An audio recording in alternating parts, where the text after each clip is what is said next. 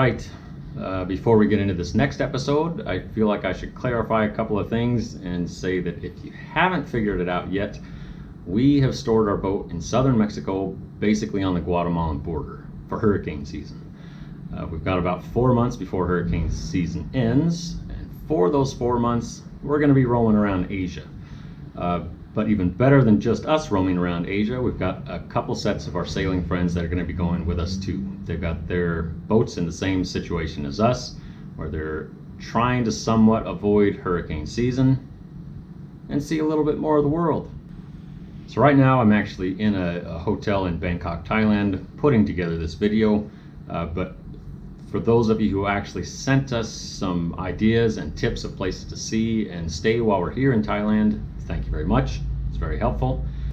But along with those tips and ideas of places to see while we're in Asia, I got quite a few emails from people who don't really understand why we would leave our boat behind rather than just keep sailing out of hurricane season.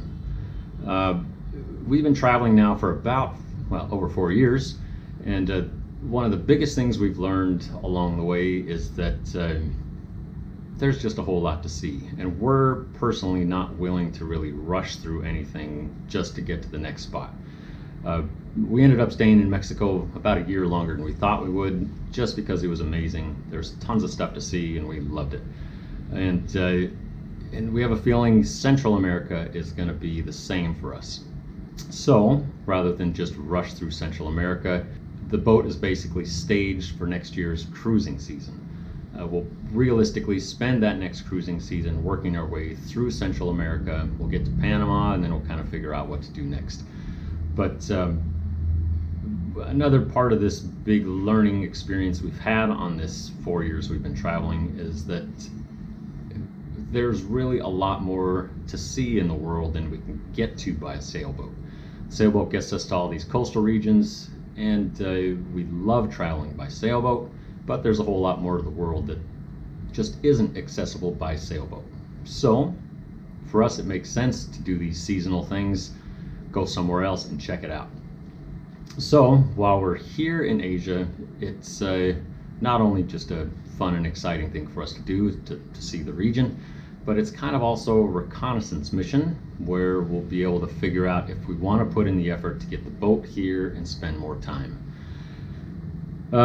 So we're going to be here for a handful of months checking out Asia, and we're pretty excited about it. So while we're here, I'm going to do my best to keep up with the videos. I don't know how well that's going to work with internet access and in time and all that kind of stuff, but we'll do our best.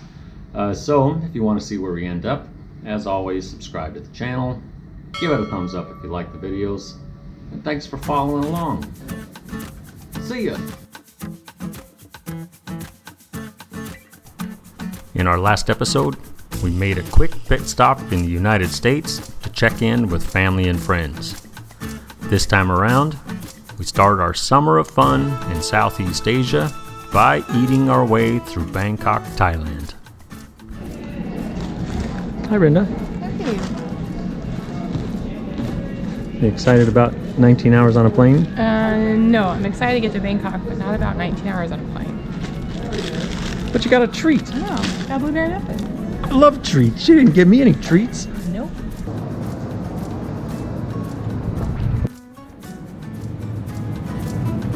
We're off! We're going! After a series of 3 different flights and just about 19 hours in the air, we made it here.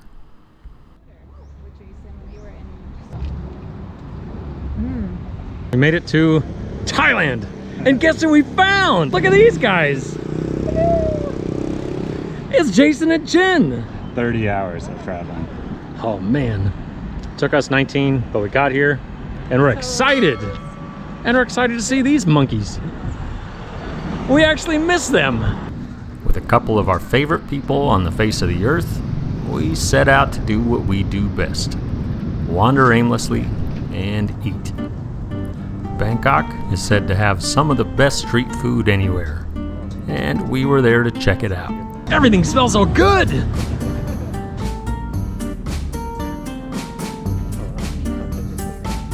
And these little treats, made from coconut milk and rice flour, well, they smelled so good that I just couldn't pass them up. Yeah.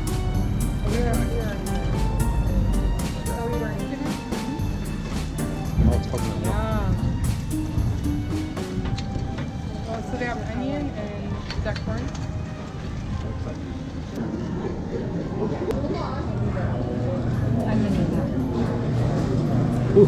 Taking evidence of us eating again. Oh, that's really good. I can definitely taste the coconut. These things are incredible. Coconut with stuff in it. I don't know what the stuff is, but they're incredible. And really hot. That is delicious. How do we make these? Yeah, you've got to be able to make these on the boat. I say it all the time, and I'm sure you're sick of it. Best thing about our travels is the people you meet along the way, including these monkeys. But the second best is the food. It's incredible. And I know some of you are going to say that there's no tacos in Thailand, so why would we even come? Well, it's true. There's no tacos. But these things, I don't even know what they're called, but they make it all worthwhile. Amazing.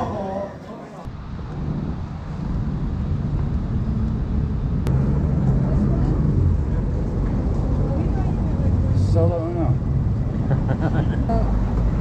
Oh, wow. But they're really sweet. How is it? Let me try Good. yours. Really good, actually. Yeah, you have. They can just take this whole thing if you want. That's really good. And then That's really good.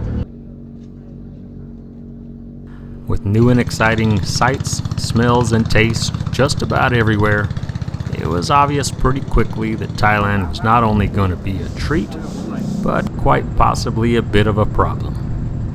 I can tell you right now, this place is going to be a bit of a problem. Everything looks good. Everything! Going to be about 400 pounds by the time we leave Thailand. It's the price you pay for traveling. Gotta eat this stuff. And eat it we did. Just about everywhere we turned, there was something that was begging to be tried.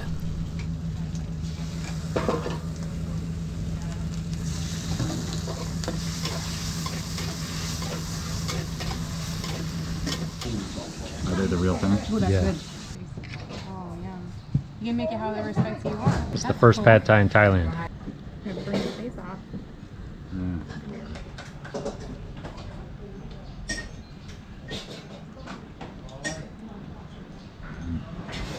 Well, It's really good. Jen's trying to figure out how to say how much. What do you think so far, Brenda? I think it's awesome. It was worth the plane ride. We actually haven't stopped eating since we landed. After a full day of eating, the rest of our team finally showed up. Look who's here! It's Randy and Jody. I don't believe it. What are the odds of finding you guys all the way in Thailand? It's a long shot. It's a miracle. It's a Christmas miracle. Jason and Jen, Brenda and I, we all got here yesterday. These yahoos got here today. Well, actually, middle of the night. It's going to be jet lagged for a while. We're all sort of struggling, but the fun's beginning. Now that these two monkeys are here, the fun can really happen. Yesterday was kind of a precursor, but now it's really going to happen. See all that fun that's happening? Nice to see you guys. Nice to see you. We've missed these guys, for real. With the full team finally in place, we hopped in a taxi and made our way into the heart of Bangkok. He's driving on the wrong side of the road. Magic So you were in invisible Berkeley? steering wheels that haven't touched. Yeah, I think Bangkok is home to roughly 8.3 million people, and for us to fit into the mix, we set up camp for a few days at the world-famous backpackers' haven of Khao San Road.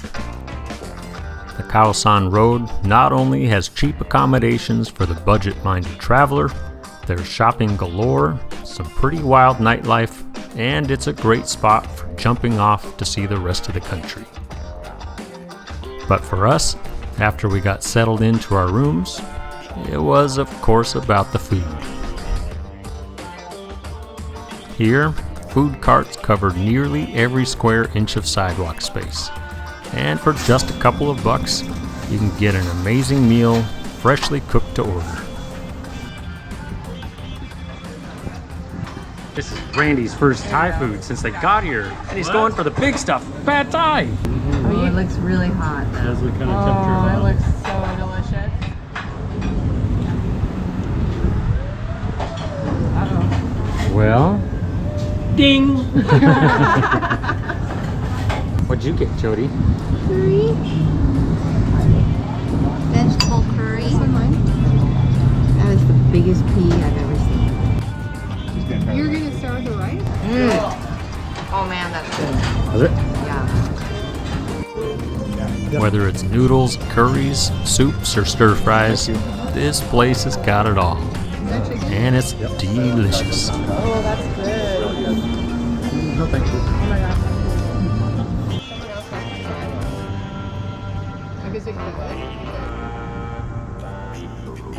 good. The next morning, we joined some of the 8.3 other million people in the city and set out on foot to see the sights and hopefully work off some of that food.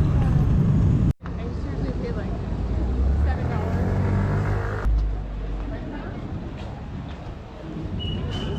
$7. We've been in Thailand for 3 days now. Pretty much so far, all we've done is eat non-stop, and it's been great. But today, we're sightseeing.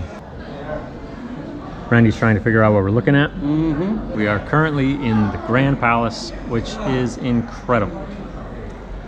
Talk about ornate. I've never seen anything like it. A lot of work went into this place, and a lot of work keeps going into it to keep it up. Beautiful.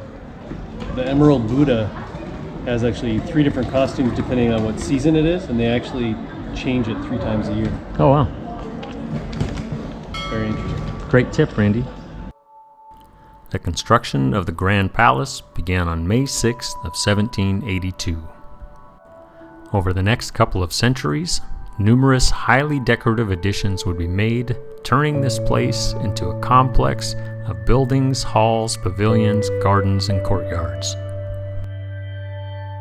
For over 150 years, the Grand Palace was the home of the Thai king, the royal court, and the administrative seat of the government.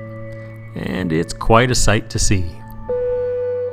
And with the Temple of the Emerald Buddha on its grounds, it's also the spiritual center of the Thai kingdom.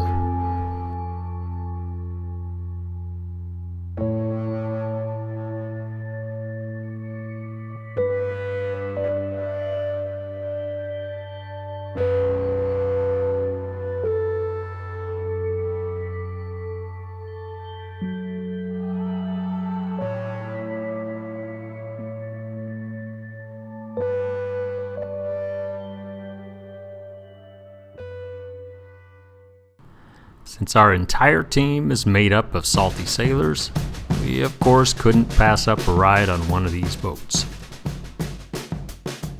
Using the ferry system to get around Bangkok's complex maze of waterways and canals proved to be the funnest, quickest, and easiest way for us to get around the city.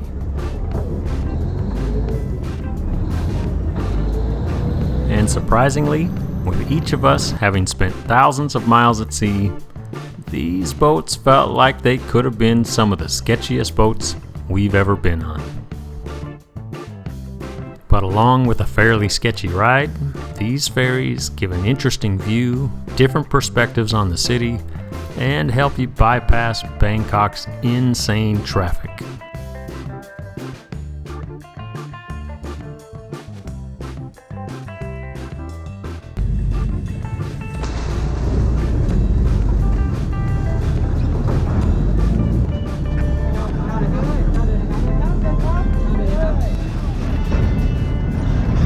That was exciting! And if by chance you didn't realize how crowded Bangkok was before, a quick stop in Chinatown, it'll spell it out for you. Okay, we made it to Chinatown. This place is crazy!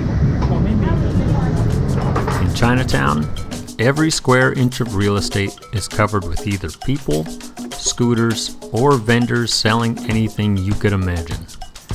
And quite a bit of stuff you've probably never imagined before.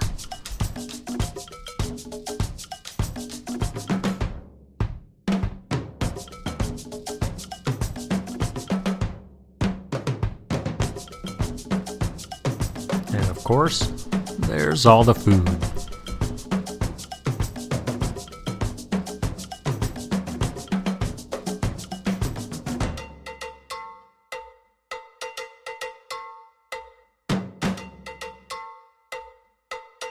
This place smells good. Tea. But for me, one of the most amazing sights in all of Bangkok was the never-ending mess of tangled up wires. All throughout the city, just overhead, and everywhere you looked, there were wires. It was an electrician's worst nightmare.